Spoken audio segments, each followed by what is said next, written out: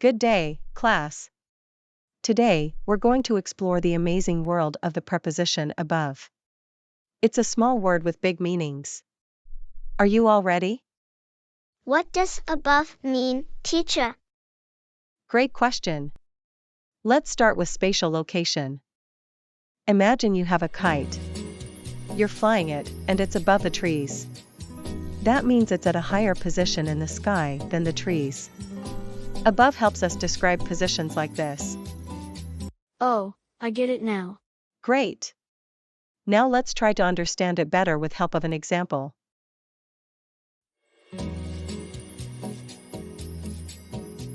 Look at that bird. It's soaring high above the trees. Yes, it's amazing how it's flying so far above the trees. Birds often do that to find food and avoid predators. Really? Tell me more. Well, when they're up above the trees, they have a better view of the ground, so they can spot insects and small creatures to eat. And being above the trees also keeps them safe from animals that might try to catch them, like cats.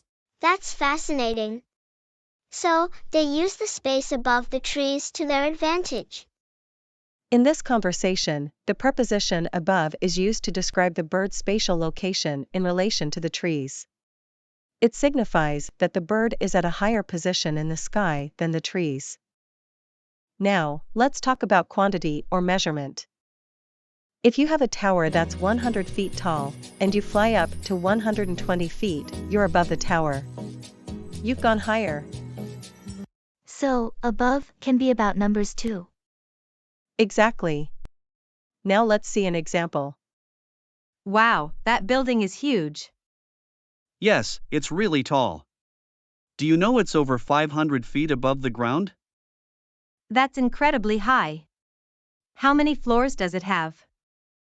I'm not sure, but I heard it has more than 80 floors above the ground. That's right. And there's an observation deck above the 70th floor, which offers a stunning view of the city. In this conversation, above is used to describe the measurement of the building's height and the number of floors above the ground.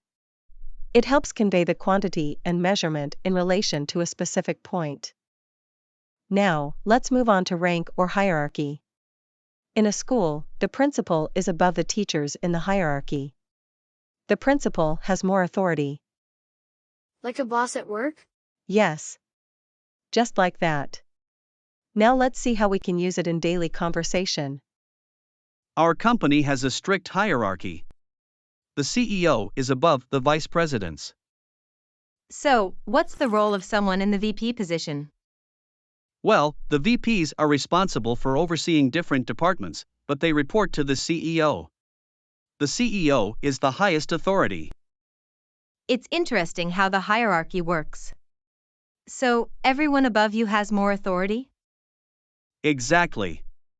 The higher you are in the hierarchy, the more authority and responsibility you have. In this conversation, above is used to describe the CEO's position in relation to the vice presidents, illustrating the concept of rank or hierarchy in the workplace. Now, let's see how we use above with time.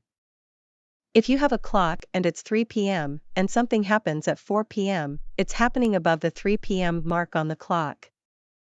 Got it. So, it's like time moving forward. Precisely. Now, let's see how we can use it in real-life conversation. I heard the sequel to that film is coming out soon. Oh, really? When is it releasing? It's scheduled to premiere in the summer, sometime in July. I think it's above 2 years since the first movie came out. So, it's been more than 2 years since we last saw those characters on the big screen? Yes, time has flown by. It's exciting to see what happens next in the story. In this conversation, above is used to describe the period of time that has passed since the release of the first movie, indicating that it's been more than 2 years. Now, on to reference. If I say, in the sentence above, I'm referring to something I mentioned earlier in our conversation. Above helps us refer back to things. Like when I read my book and find something on the page above? Exactly. Now, let's see how above can be used in daily life conversation.